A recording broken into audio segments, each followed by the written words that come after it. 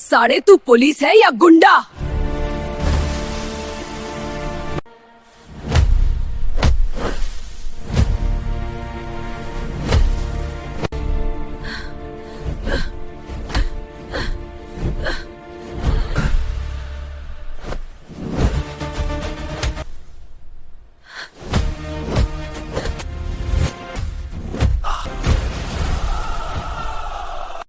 तू कौन है मुझे कहने वाली? अब देख तेरा क्या हाल करता हूँ। मैं इस जिले की एसपी हूँ हरामी साले। मर्द को बोल हरामजादे, आज के बाद लोगों को परेशान करेगा। बोल कमीने।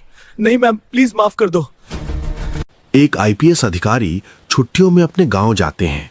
गांव में एक सब्जी बाजार है जहां बदमाश कांस्टेबल लोगों पर दबाव बनाता है, जबरन पैसे लेता है, डराता धमकाता है।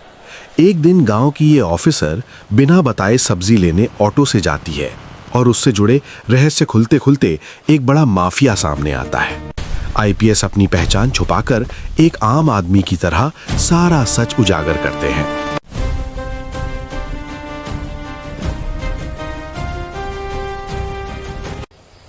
एक छोटा शांत सा गांव, सुबह की ठंडी हवा, चाय की दुकानों की खुशबू।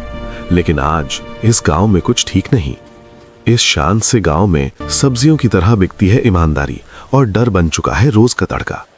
इसी गांव में तैनात है आईपीएस ऑफिसर श्रुति सिंह, एक कड़क बेहद ईमानदार महिला अफसर।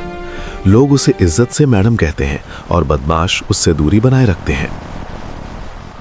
गांव का सब्जी बाजार रोज भीड़ से भरा रहता है, लेकिन पिछले कुछ महीनों से यहाँ एक नाम लोगों को डराता है। कांस्टेबल रमेश यादव, सरकारी वर्दी पहने लेकिन दिल से बदमाश। सब्जी बेचने वालों से टैक्स लेता है, लड़कियों पर निगाहें गड़ाता है और कोई कुछ नहीं बोलता। आईपीएस श्रुति को इस बात की भनक है, लेकिन उसके पास पुख्ता सबूत नहीं। एक दिन 17 साल की लड़की अवनी चुपके से घर से निकलती है, मां को बताए बिना। वो जल्दी जल्दी सड़क पर आती है। एक पीला हरा ऑटो रुकता है, वो अंदर बैठ जाती है। ड्राइवर पूछता है, कहाँ चलना है बिटिया? अवनी मुस्कुराकर, सब्जी बाजार। लेकिन पीछे कोई और भी उसे देख रहा है, कांस्टेबल रमेश। उसकी आंखों में एक अजीब सी चमक। गांव में हड़कंप मच जाता है जब अवनी शाम तक वापस नहीं आती। मां रोते हुए पुलिस स्टेशन पहुंचती है। ड्यूटी पर कौन है? वही कांस्टेबल रमेश। वो नाक पर हाथ फेरते हुए कहता है, शायद किसी लड़के के साथ भाग गई होगी।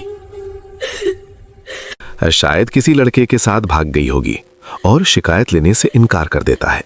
लेकिन तभी स्टेशन का दरवाजा खुलता है और आईपीएस श्रुति अंदर आती है। उसकी आवाज भारी। कौन लड़की को भगा हुआ बता रहा है? लिखा प्लीज। कौन लड़की को भगा हुआ बता रहा है? रिपोर्ट तो लिखो तुरंत। कांस्टेबल घबरा जाता है। आईपीएस श्रुति केस को अपने हाथ में लेती है। वो उस ऑटो को ढूंढती है। ड्राइवर कहता है, मैडम मैंने तो उसे बाजार में उतारा था। सीसीटीवी फुटेज निकलवाया जाता है। अवनी सब्जी खरीद रही है, लेकिन वो अकेली नहीं। फुटेज में साफ दिखता है कांस्टेबल रमेश उसके पीछे खड़ा है, उसे घूर रहा है और उसके जाने के कुछ मिनट बाद वो भी गायब हो जाता है। आईपीएस श्रुति की आंखें लाल हो जाती हैं। श्रुति पूरी टीम लेकर बाजार में पूछताछ करती है। सब डरते हैं, कोई कुछ नहीं बोलता। तभी एक बूढ़ी सब्जी वाली धीरे से बोलती है, मैडम कल वो लड़की रो रही थी, कांस्टेबल यादव ने उसका रास्ता रोका था। श्रुति गुस्से में कांपती है। वो पूरे बाजार में रमेश की तस्वीरें दिखाकर सुराग ढूंढती है। जब श्रुति को लगता है कि रमेश दोषी है, तभी एक नए सबूत से पता चलता है अवनी को बाजार से बाहर जाते हुए देखा गया था, लेकिन वो किसी लड़के के साथ नहीं बल्कि एक बूढ़ी औरत के साथ जा रही थी। एक और फुटेज आता है पुरानी टूटी फूटी कोठरी की तरफ। क्या रमेश सच में दोषी है या असली गुनहगार कोई और? आईपीएस श्रुति उस कोठरी पर छापा मारती है।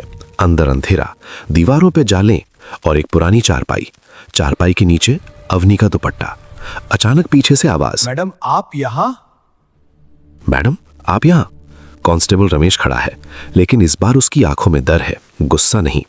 रमेश कहता है, मैडम मैं लड़की की मदद करने गया था।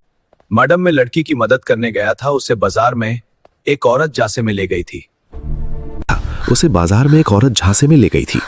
आईपीएस श्रुति संदेह में। सच सामने आता है। वो बूढ़ी औरत दरअसल एक दलाल गैंग की सदस्य थी जो लड़कियों को बहला फुसलाकर उठाती थी। अवनी को उस गिरोह ने पकड़ लिया था।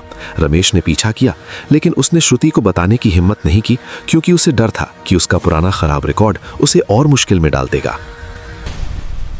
आईपीएस श्रुति गैंग के ठिकाने पर छापा मारती है। एक बड़ी फाइट सीन।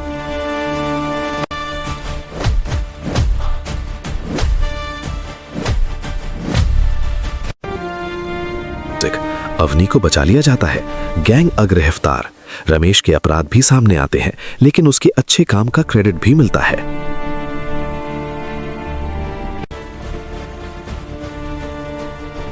अवनी अपनी मां से लिपटती है। गांव वाले श्रुति का सम्मान करते हैं। श्रुति रमेश से कहती है, गलती करके भी इंसान सही काम कर ले तो वो गलती धूल तरह उड़ जाती, लेकिन वो काम हमेशा याद रहता है।